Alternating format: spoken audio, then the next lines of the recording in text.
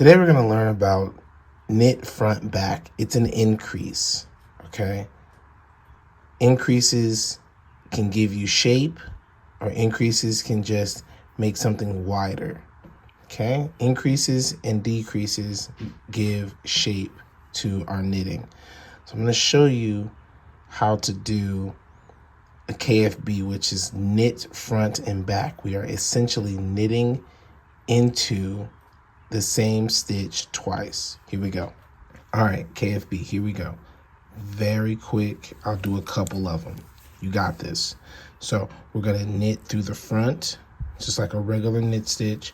The only thing that's gonna happen is we're not gonna take this thing off. Now we're gonna knit through the back. This is the same stitch. Knit through the back loop. Whoop. You're gonna have that little something there. But now that one stitch just turned into two.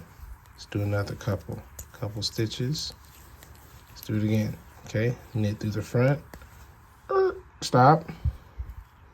Now we're gonna knit through the back loop. Give you that extra angle of that. Boom. There it is. Okay, I'm gonna knit a couple more stitches and we're gonna have a look. 1, 2, 3. Okay, let's have a look. See if we can spot them.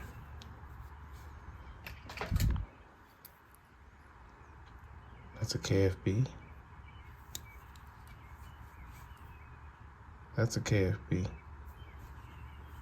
All right, we look in there. Has a slight little bump, right? If you look at the other video with my make one rights and make one lefts, that looks a lot more seamless. But an increase is an increase is an increase, and it comes down to your preference. It's not terrible, but that's just another way to make it happen. All right? That's KFB, y'all.